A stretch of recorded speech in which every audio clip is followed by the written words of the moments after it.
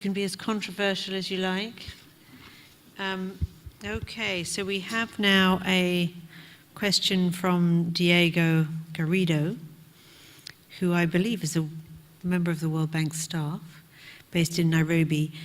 And he's asking, Somalia is dependent on donor grants, i.e. no IDA at this point in time. How committed are donors like the EU to encouraging different approaches, including approaches that won't produce quick results that could be reported to parliaments? So I think we'll pass that question first to Elizabeth. Over to you.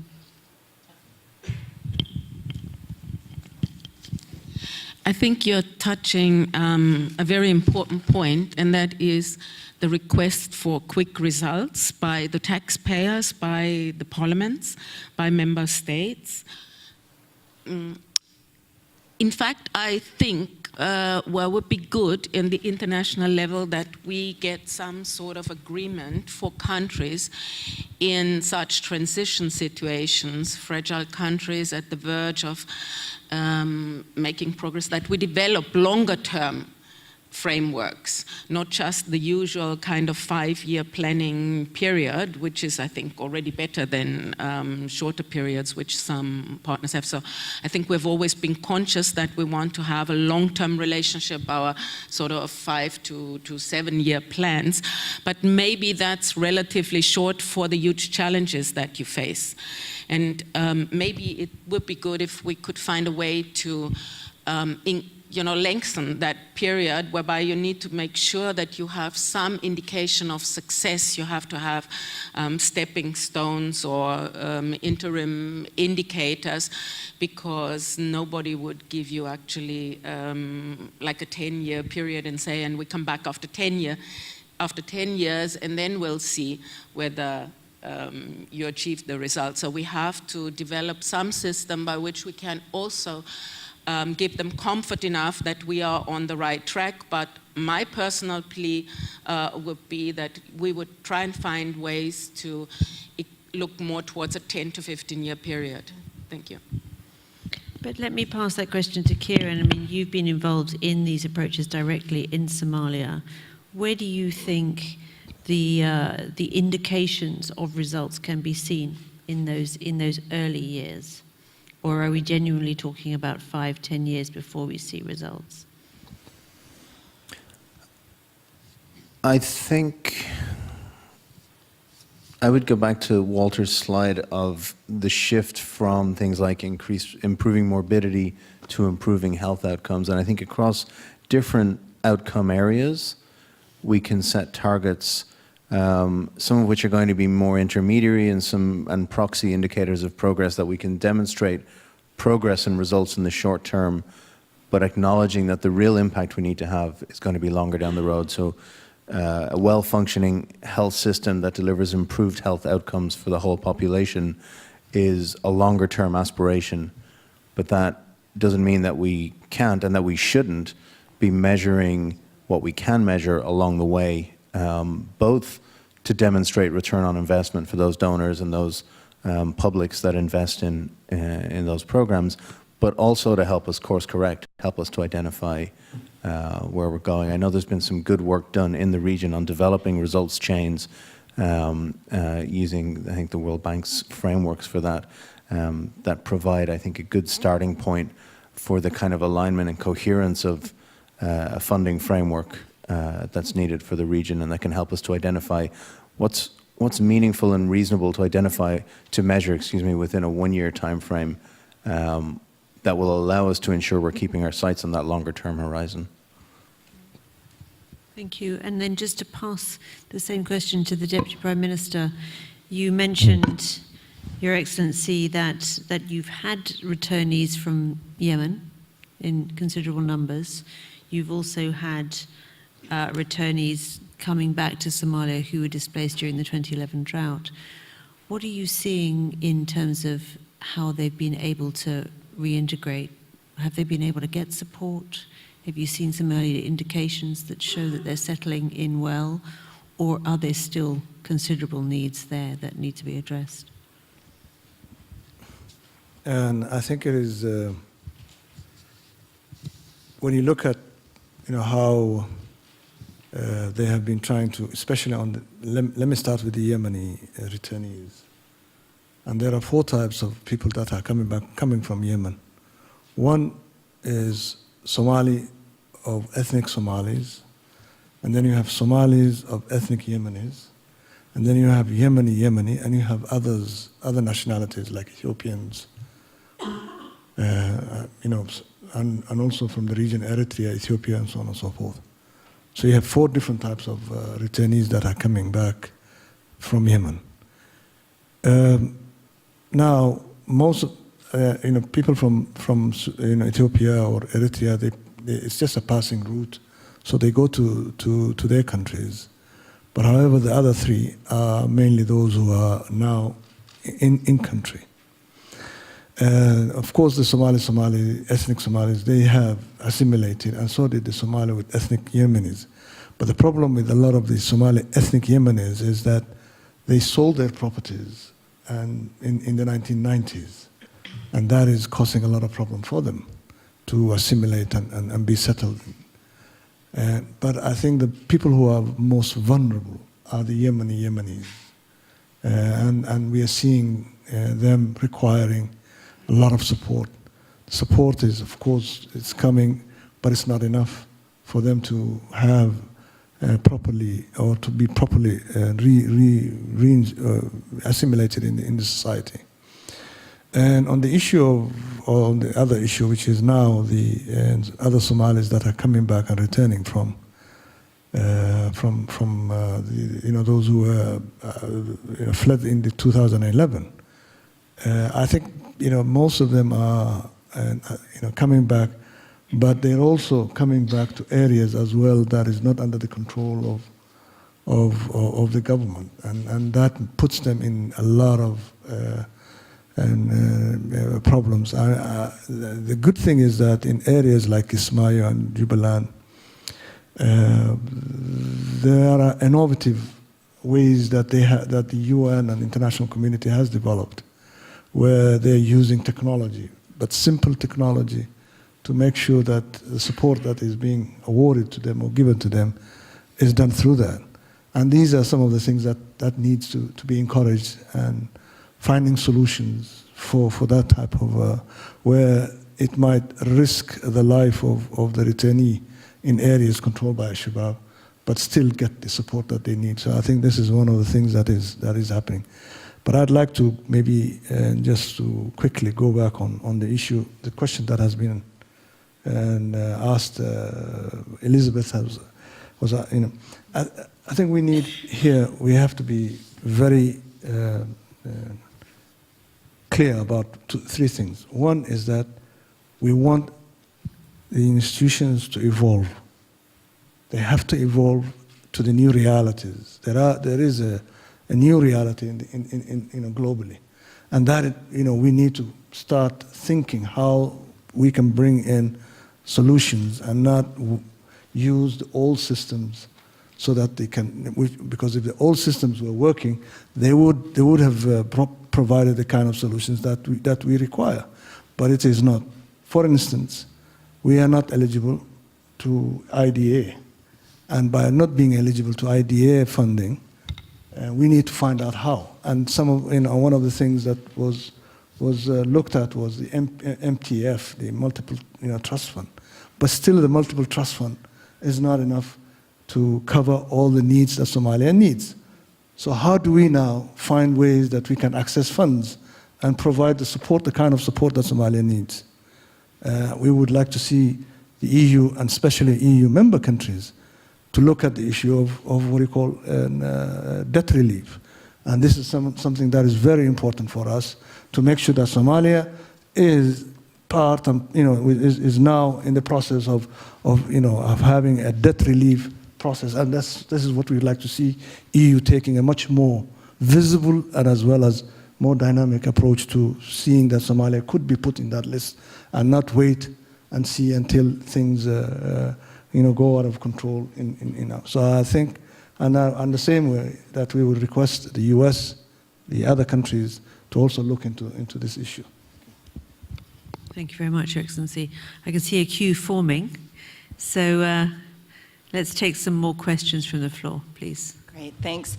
Kate Phillips-Brasso, also from the International Rescue Committee. I was particularly interested in the comment that was made multiple times by panelists about one of the reasons that development actors should be involved in addressing displacement is because it can erode development gains and create an environment where it's difficult to have those development gains.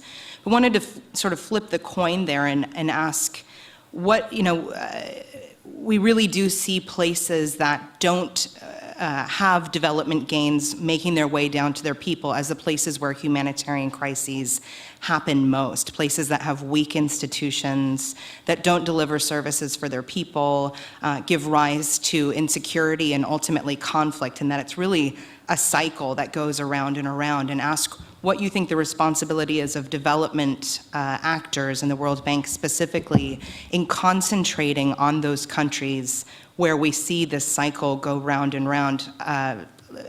IRC put out a report on the Central African Republic last summer that focused specifically on this, where you see the fact that there's no security, there's no delivery of development gains to people, giving rise to the cyclical conflict and displacement. But there really aren't those institutions focusing on that because they're a poor country that's constantly plagued by displacement. And it seems sort of like a self-fulfilling prophecy. So it would be great to hear your thoughts in terms of specific focus on those places that are most likely to continue facing displacement if they don't see development dividends coming down to their population through strong institutions. Thanks. Thank you. Let's take two more questions before we go back to the panel. Hi, my name is Abdiya, and I must add to the voices that say Somalia has come from a long way, because I remember asking President Wolfenson and Zolik why we left Somalia, why we abandoned Somalia, why don't we engage as someone who works here in the institution. So it's good to see today we're talking about Somalia and we are engaging more.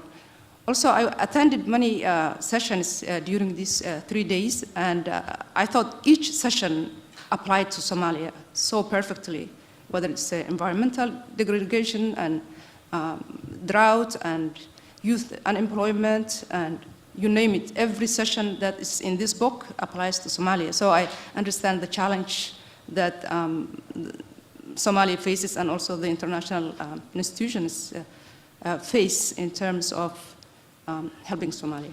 But also, it makes me frustrated, like the minister, how slow things are and how long they take and how long we can live to see the next generation become 40 years, 50 years, whatever. Anyway, coming back to my question is to the IRC, International Rescue Committee person presented.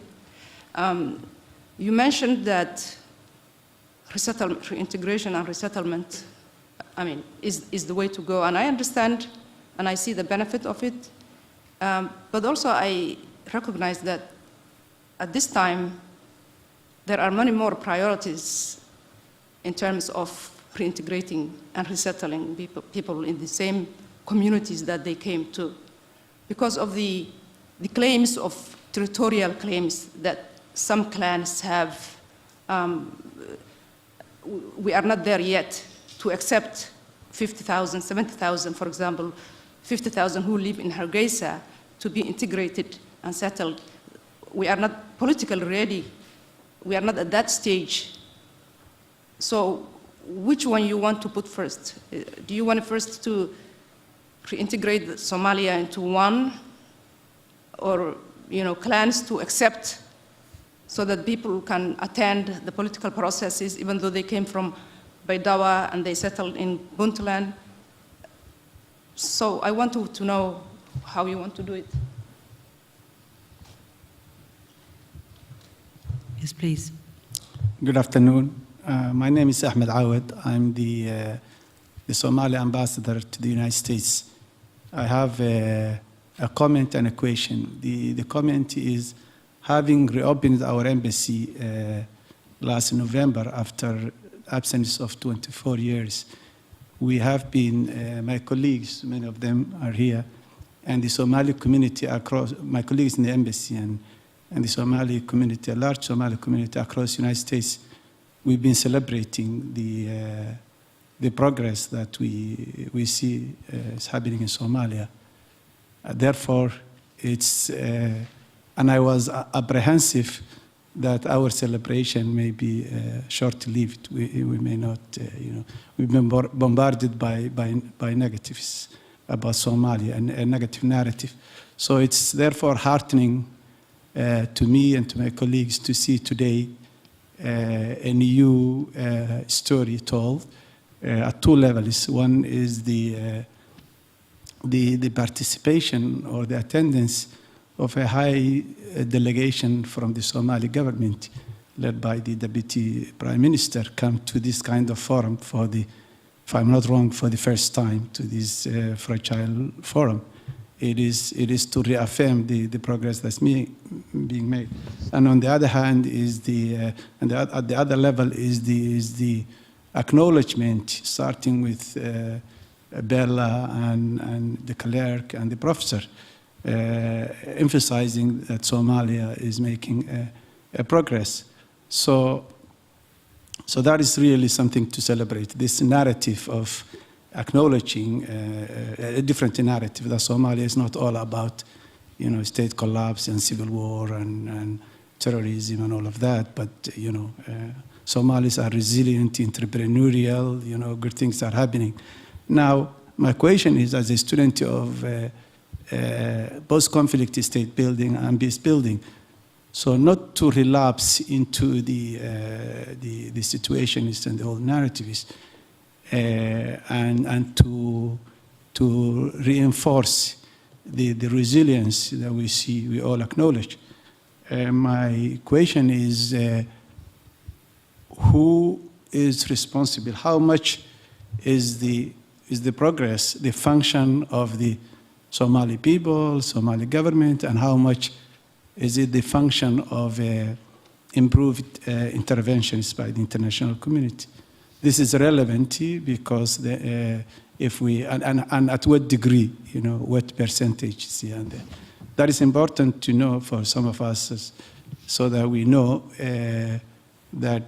so that we reinforce what's working good on the part of the Somalis, and what is working good on the part of the international community. Thank you very much. Thank you. An excellent question. Let me go first to IRC. There was a direct question to you, Kieran. Would you like to take that? Sure. And so in terms of priorities or preferences for local integration versus relocation versus return, I wouldn't take a position on that as such. I think it's extremely contextually dependent. And I think the preferences of the people who are displaced is the first consideration. But we know that many people want to go home, many people want to stay where they are, and that's not possible for reasons related to local politics, to resources, to conflict, to access to services that may already be overburdened.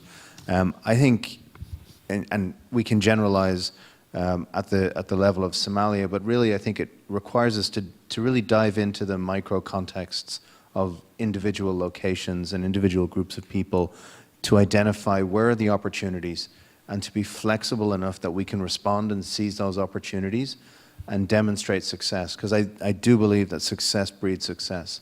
And if we have examples of successful, whether it's local integration or successful return, and we can demonstrate that displaced people in whichever condition they find themselves are contributing to the reconstruction of society, to the reconstruction of state, that they're active members of the local economy. I think the more examples of that we have, even at a very small scale in different parts of the country, the more that people will see the benefits of that, and the more that the micro politics and the micro issues at local level will start to shift in favor of more sustainable solutions. But at the same time, I'd recall what Nick said, which is about the long-term, the need for a long-term vision and realistic goals. It will take a long time, and it won't happen all at once. And we need to remind ourselves of that, even as we set ourselves up for seizing those opportunities as they arise. But I'd be interested to hear, Your Excellency, your perspective on the same question on resettlement and or relocation and local integration. If the government has a position on that, I think that would be, with your permission, Bella, of course. Please, Your Excellency. Thank you. I think, you know, there are, of course, three ways that reintegration can happen. One is assimilation or local integration, or, you know, return to the, you know, to their original place, or relocated to another area. These are the only three options that are available. As far as the government is concerned, people have got the right to choose whatever they want, and the government will be, you know, supporting those choices that they make and making it available. And that if the choice is to re-assimilate or assimilate and you know, relocate themselves in those areas, you know, the government will help them and support them in, of course, working with the federal member state authorities that are there at the regional level. Thank you.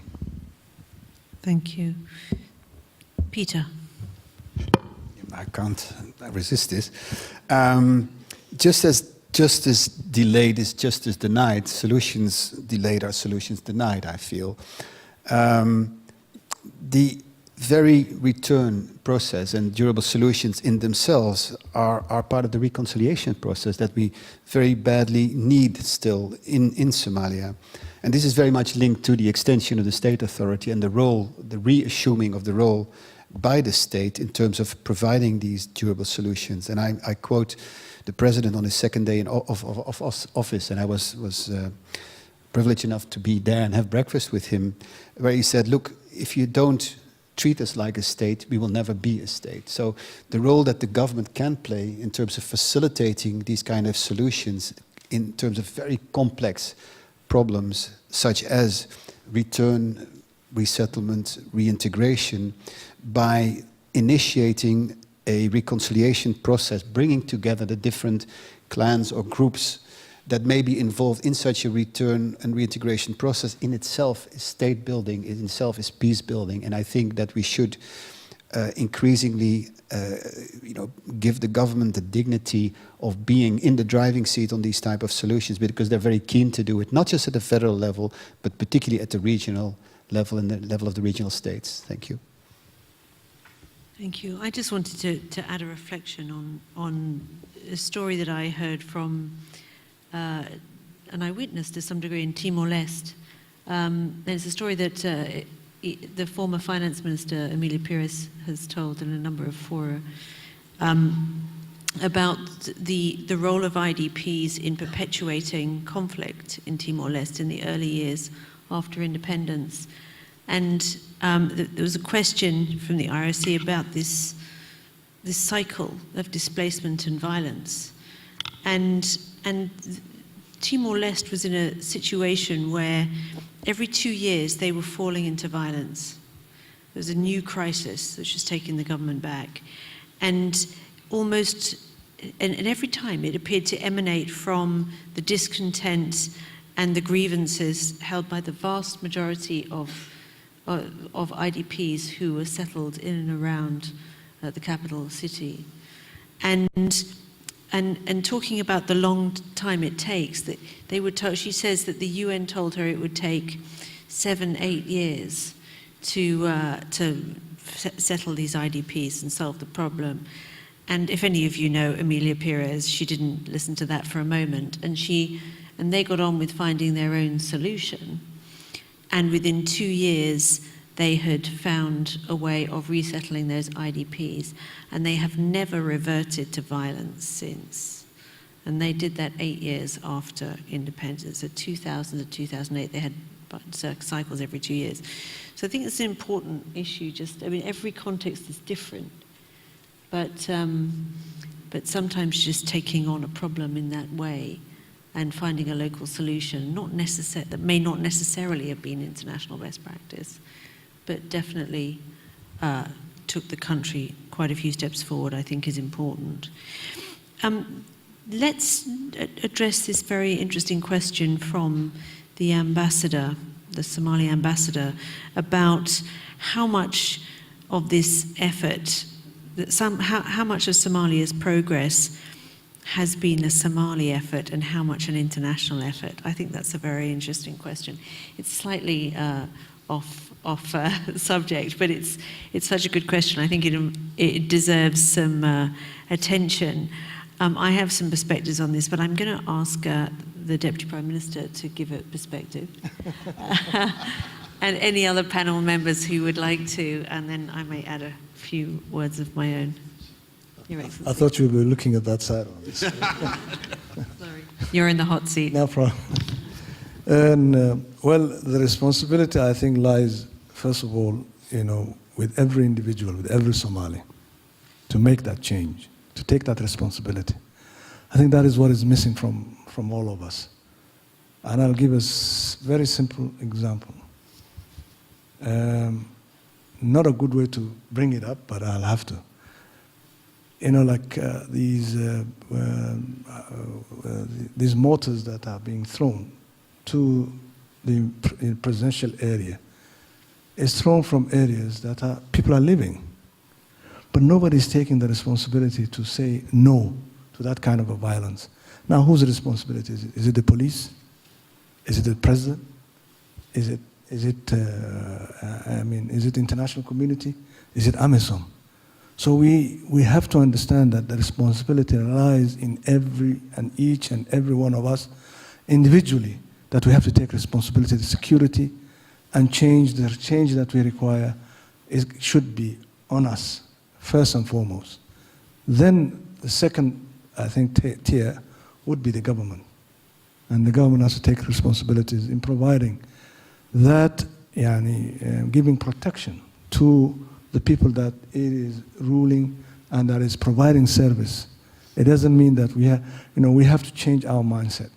And one of the biggest problems we're having is that we still have those lingering thoughts of how Somalia used to be. We need to think of Somalia now and how we can move forward. Not think about the Somalia of the past, but look at what the mistakes that have been committed and move forward and see how we can improve. The other thing which is also important in terms of responsibilities is, of course, the international community. They are partners. And since they are partners, we also need to see some flexibility on the way that they are dealing with us. We are in a very unique situation. We have, multiple challenges, and it cannot work at times to have, do things the orthodox ways. And they need to also start evolving and looking at how they can support Somalia and support whatever support that they can give in a much more flexible and innovative ways. I think this is how we can share the responsibilities. Thank you. Any other panel members like to comment on this point, or indeed any of the other questions? Peter? It's another temptation. I think at the end of the day, we have to be willing to take risks when we embark on this, and the risk is to have trust in systems that may not be well developed, that may not have total accountability measures built into them, but with the best possible risk mitigation we can do to give space to the Somalis themselves to come up with solutions. And does Somalia have it in itself to find solutions? No, absolutely. And look at the end of the transition, whereby we were able to keep out the warlords out of parliament, and it was not the international community at the end of the day that did that. It was Somali intellectuals that chose the current parliament and that had the courage to do that, in spite of the fact that they were there often representing these same warlords and people who wanted the warlords into parliament. They could do it, and they did it. So we have a deal with each other, international community and Somalia. We have the new deal. It means it's an agreement. It's mutual accountability, and we need to trust each other in that. That means taking a leap of faith. It means also indeed taking risks. It means using national windows when it comes to addressing problems, because we have to start channeling resources through the government, even if we know that some of the resources may not end up where they're intended. I think we as international community may not necessarily do all that better, and we do need to give them that space to even make mistakes, learn from it, and move forward. So I definitely think that the country has it in itself to find the solutions, and the international community, however important role it plays, is not going to be the determining factor in the success of Somalia as an experiment towards peace building and state building. Thanks, Peter. We're going to take a couple more questions. And just as you get ready to ask your questions, I wanted to give just my own perspective on this question. I think that, it's a point. You reminded me, Ambassador, what Hassan Sheikh said to me when he first took office. He said, "I want to change the story on Somalia." And actually he has. You made me realize that. He has. We're telling a different story on Somalia now. And that's a very big achievement. And please remind His Excellency of that, because that's a big thing, and it's not without substance. It's because things are happening. But on this issue of who's developing Somalia, who's driving change, I don't believe. I've worked on a lot of fragile states. No, donors cannot develop a country. They cannot stabilize a country. They can only assist if there is domestic leadership to do so. And we've had this discussion in Mogadishu. And sometimes the Somalis push us a lot. Why don't you do this? Why don't you do this? We say, well, look, this isn't our country. This is your country. We are here to support Somalis take the direction that they want to take their country. But I think what you've been blessed with in Somalia is enough leaders with a caliber to lead and a determination to have a break from the past. But you've also had a very high quality international response. And I just wanted to mention that I have worked in a number of fragile states, and I often, and I still do, and I often refer back to the quality of the international response in Somalia, that it has been very unified. The core group that oversaw the dialogue, all the interested players, people weren't pulling each other apart and approaching Somalia with different objectives. Different governments were sitting around the table with a very clear objective. The quality of leadership on the UN side has been extremely high, Peter. I'm not just saying that because you're an old friend. But really, the successive SRSGs have been very high quality. The UN and the World Bank work very closely together.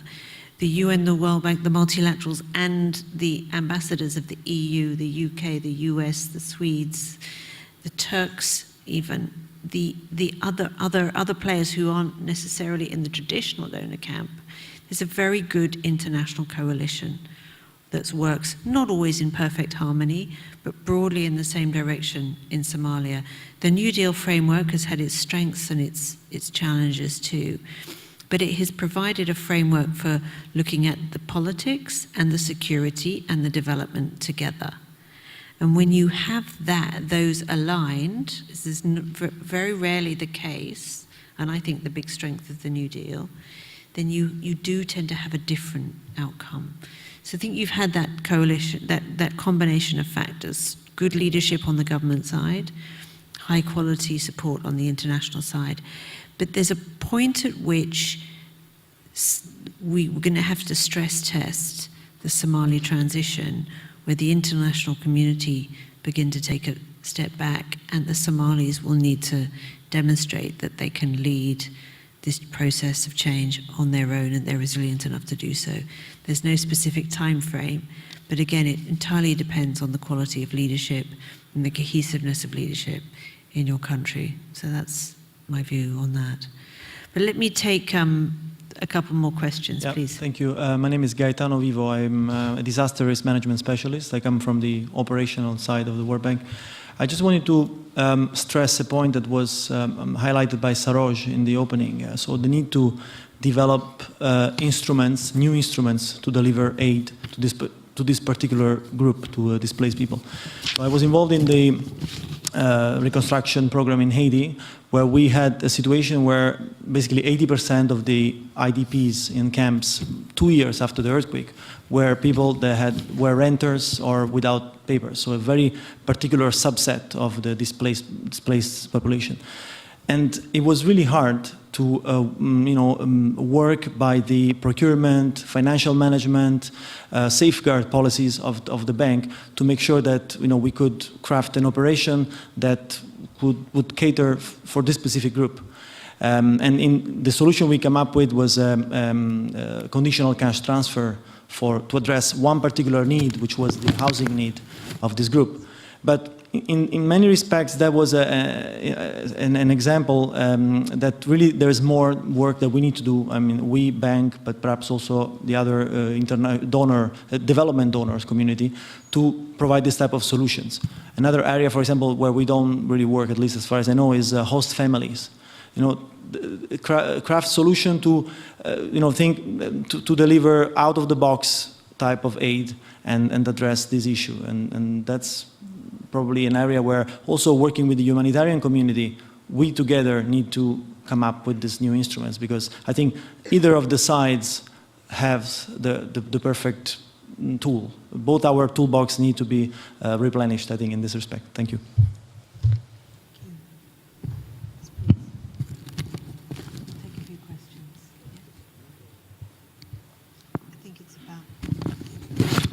My understanding, just that His Excellency was just clarifying the question. My understanding is you're saying, are we ready to take more out-of-the-box approaches to finding solutions to these? It was mainly a comment, but just to say that we need new tools, we development organizations, to address specific needs of displaced people, because sometimes our policies, our set of regulations, of instruments are not flexible enough to provide solutions that the specific group that forced displaced people require.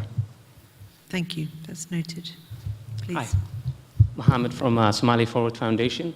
My question is related to institutions. Mr. Deputy Prime Minister, you talked about having Somalia's institutions evolve. So we know that sound and strong institutions are key to implementing anything that any government or any entity would want to do. What are the government's plans actually to basically have those sound institutions get Somalia? It's been a while. The international community has been out there, pouring fund into it to get, a vibrant institution that can work for the Somali people. And also, are there any strategic plans that you have that you would want to bring the Somali diaspora and the civil society in to help out? As we know now, the 20 or 30% per se action that's currently taking place in Somalia is what we got from the Somali diaspora. Is there any coherent plan that the government has to bring that up? And for Bella, you talked about having a stress test so far, what the international community has done. I wonder if there's any, per se, declassified behind the scene numbers that you have that you could share with us. I know you said it's not final, but it would be good to know. Numbers on what, sorry? In terms of the stress test, whether, the Somalis are ready to take the lead in basically taking their country, forward, and the international community, taking the backseat. Thank you. Thank you. Let's take the other questions as well. Yep. Hello. Thank you for your time, Your Excellency, panelists, and Ms. Bird for your question on what's working.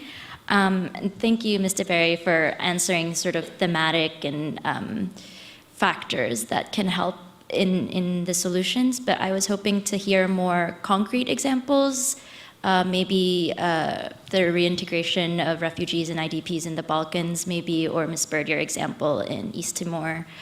So if any of you could speak to those kinds of what's working question.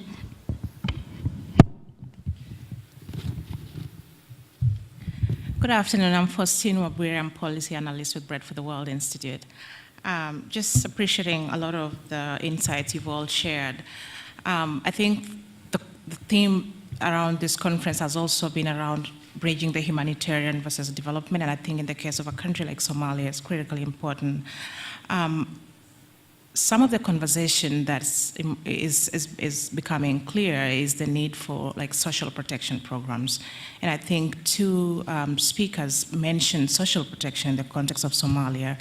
If you could just please elaborate a little more with examples, what kind of programs are this? Are we talking about insurance? How do you do that basically in a fragile state, and how do we assure supporters that it's in fact needed in even countries like Somalia where institutions might be weak? Thank you very much. A rich set of questions, and again, one directed to you, Your Excellency. So I'll start with you, then I'll move to other panel members. Okay, when I was referring to the evolving institutions, I was mainly I was talking about the World Bank and United Nations and others, not the Somali ones. But in any case, it's a good question, and we also need to evolve as well. We are embarking on a capacity injection program, and if that, with that program, what we're hoping is to strengthen the institutional building of the public sector, mainly now it has been, we have targeted 10 institutions to make use of that, but it will also expand to others as well.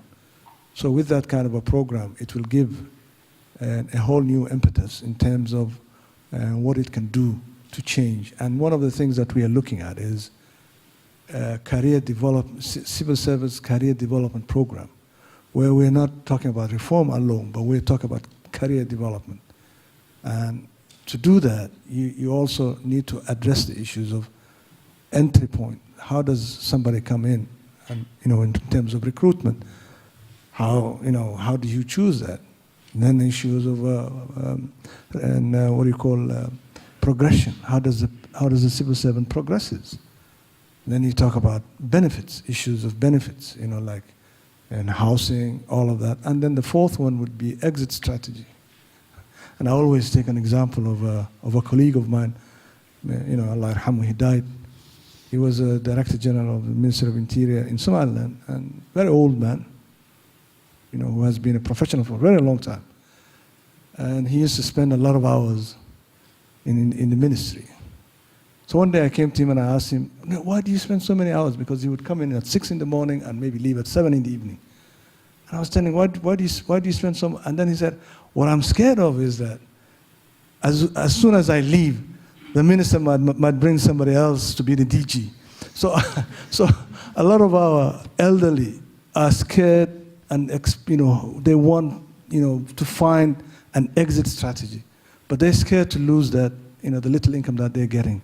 So how can we now support them in finding the right things? So these are some of the things that we are looking at as a government, and it is very, very important for us to develop the career of the civil servants, as well as find solutions. And I keep on repeating that, but find solutions to our problems when it comes to career development and our civil service, as well as the development of our institutions. The other thing is we are also developing in terms of the financial ones. And if you look at it now, the PFM is working. We have the FMIS, we have vendor system where it is working. A lot of times the payments are done electronically without making sure that it is not being tampered with, or that corruption or whatever.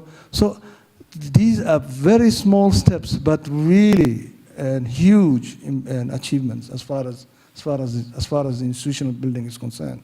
So that is also another area where we have really strengthened our institutions. But still, the diaspora plays a major role. And I'm glad to say that most of the people that you see here who are working for the government, whether they're ministers or others, are all from the diaspora. So that shows you that we are tapping into the diaspora and the improvements that they're making in the lives of the common Somali people. So, but however, there is still room for improvement, and maybe what we look forward to is like organizations who are Somali American or Somali European organizations that have established themselves abroad, they can come in and find ways that they can improve as well and take part in the development of the country. This is I think, one of the key issues that we would like to see that hasn't happened so far, apart from diaspora coming in to invest in businesses, but not really invest in the public sector as organizations. Thanks very much. Now, any of the other, we're just coming to the closing few minutes now. I just wanted to see if any of the other panelists wanted to add to the answers of any of the questions. Walter? I would like to come back to the issue of local integration versus return. And of course, it's very important to highlight the right of people to decide. At the same time, we also need to be conflict sensitive, and the element of political will is an important one. So the idea of having an initiative and not a program is exactly that, to have the flexibility so that it's not one solution that fits all, that you're building on opportunities. And there are these opportunities for local integration. In other places, it's, for reasons indicated, not possible or not yet possible. And this need to look also at the risks will be very, very important. But then again, mechanisms. And if you look at it as a process, we start with the windows of opportunity, as always, but then we can build up on that. Then I also wanted just to make one short remark about a colleague from the bank who was talking about the need for flexible and innovative tools. I very much liked that, and you have seen on my slide I had the element of developing the toolbox, and behind that is exactly that idea. It's a specific context. What has been working in other countries might not work. It's a very political, in some aspects very volatile context. And again, we only will succeed if we really can develop tools that are adapted to that context. And flexibility and pragmatism, I think, are important elements of that. And in that sense, it's also very exciting, because it provides us with an opportunity to learn from a specific context and maybe to add new tools to our standard toolbox. Thanks, Walter. Yes, Elizabeth. Yeah, thank you. The thoughts I wanted to add is that, first of all, I think it's very important to continuously invest in reconciliation, because surely in a situation like Somalia is now, not all the grievances are behind you, and it's important that they don't, conflicts don't break up again, don't break out again and become violent. And so this continued investment in reconciliation is extremely important. And then in future, I think what is important also is to pay special attention to the youth, and I would like to say in particular to women, because that we didn't mention enough, so I wanted to reinforce it here in particular, also since the minister is here, and it really deserves to be said. On the new approaches, innovative approaches, my experience is that there is a lot of that comes from private sector, comes from communities, comes from NGOs. And what we as development partners, as donors, can do is to identify promising initiatives and then put our weight behind with some risk money, because you never know where it goes. But I think this is extremely important, especially in situations like Somalia now. So thank you. Thank you. Yeah, just to add on the same theme and to answer your question about what's working. One example that comes to mind is a very long-term IDP situation in Georgia, where people have been displaced since the early 90s, and they live in settlements that are kept administratively and geographically separate from the local population. And there are extremely low levels of self-reliance in those settlements. So people are still, after all these years, very, very dependent on external assistance, on humanitarian assistance. They are farmers by background, and one of the big constraints in terms of being self-reliant and having a livelihood is access to land. They simply don't have the access to land and settlements. So we've been working with the government of Georgia to pioneer a very innovative solution by which IDPs can rent land. They are not able to legally buy land because of a constrained situation that they're in. They are seen as temporary. And therefore they wouldn't be able to buy land because that would give the image of permanence. But we have, with the government, been able to find this compromise solution of increasing access to land through rental contracts. So that is working, that we are seeing dramatic results in terms of people being able to generate their own income. And it comes to the same point, the need for innovation in these tools. We did some assessment in Eastern DRC recently that shows that IDPs in camps receive 4 times as much per capita assistance than IDPs out of camps. And there are a lot of reasons for that. But part of what drives that is that it's easy to deliver things for people in camps. They're in one place, you can hand things out, you can count the things that you handed out, and you can get good results. It is much more difficult to deliver things for people outside camps. And that's, again, where we need these innovative tools. But IRC is doing a lot of work on looking at some of these tools that can be used to address urban displacement. And actually, just to link back to an earlier point, I think it's in some of these innovations that of bringing development response to IDPs that you do get the stabilization effect. So IDPs are often seen as a kind of consequence of fragility, but I think bringing solutions to IDPs can be a driver in stability as well. And again, I think, you know, the emphasis on IDPs is just so admirable. They are definitely falling off the agenda at the moment. There's a lot of focus on international migration and refugees, but to have a government that is prioritizing stabilization for IDPs, again, is quite unique and especially exciting. Thank you very much, Joe. Now, just as we close, before I pass to you, Your Excellency, for the final closing remarks, I just wanted to put a question to each of the panel members, and we'll start with Kieran. Just very quickly, as a result of the discussion today, what are you going to do differently when you're dealing with displacement? Excellent question. Thank you for picking me first. So one of the things I've been reflecting on during this discussion is the World Humanitarian Summit's coming up, and we have an opportunity collectively, I think, to not just have that be the next iteration of a good roadshow where we all come and we talk about our great ideas, but to use the time between now and then to think about concretely what would it take to put flesh on the bones that Walter's work is providing us with.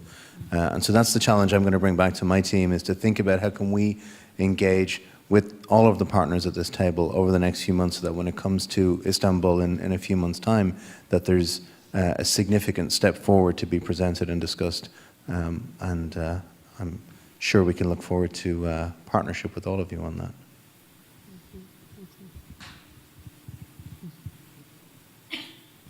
Is there a question to me? Yes. Okay. Well, I was very much encouraged not to change too much, but to really pursue the kind of approach we have been developing over the last just few weeks. I mean, this is quite new. What I think is really important to think more about what it exactly means when we're talking about the primary responsibility of the government. and the governmental ownership. What exactly are the roles of the governments at the different levels, and what exactly are the roles of the international actors? There we certainly have to fine-tune our thinking so that the different roles are coordinated, complementary, and this requires, in the specific context, certainly some additional thinking. The advantage of being third is that you've been able to think a little bit, but I must say, indeed, I think we are on a good track in terms of developing an approach that is truly owned by the Somali government, and indeed, we did not write your speech, and your speech is absolutely, totally spot on. So, you know, talking about ownership, you don't need us to write your speeches, and that is very, very clear over and over again. The issue of institutionalizing, I think that was a good issue that was brought up. How do we institutionalize the management of IDP solutions, and how do we reinforce government capacity to do exactly that? That's one of an issue that came up, and I think that was a very, very good point being made. We do think about that. We need to think a little bit more about it, at which points the government would require support, not just at the federal level, but also at the decentralized levels, to make sure that such an initiative gets the attention it deserves. Another issue that I sort of also, sorry?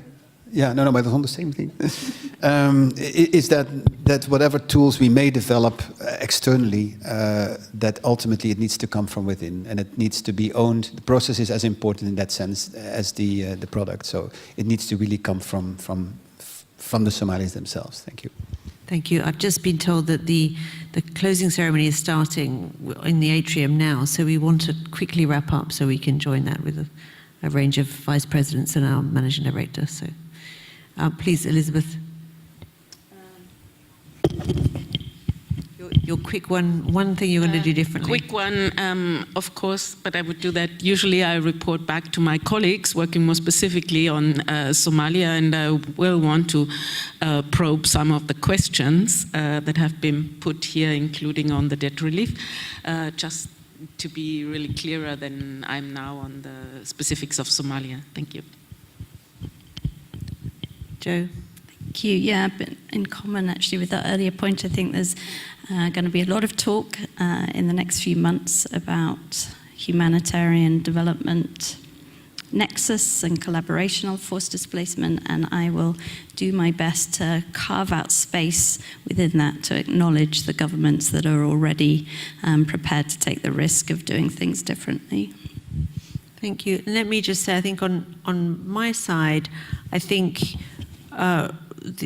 it's been emphasized to me just the importance of data, of understanding this problem, and we're a numbers organization, and we can do something on that to help give the IDPs more visibility, not just IDPs, but also the refugees too, and then think more proactively about how we bring them into the development approaches in Somalia, looking ahead. Over to you, Your Excellency, for a short conclusion so that we can go and join the event in the atrium. Well, thank you very much. The last 3 days has been really, for us, has been an eye-opener for all of us, and we really appreciate the support that has been given to us. And I was asked, what do I expect to get out of this? And I think Somalia being on the center stage is what we get out. I think that is very, very important. And to find durable solutions as well, and for the IDPs. What are we going to, do differently? I think what we're going to do differently is more commitment and togetherness. This is working, with the international partners to make sure that we really, pave the way for a better future for our children and the new generation. Thank you very much.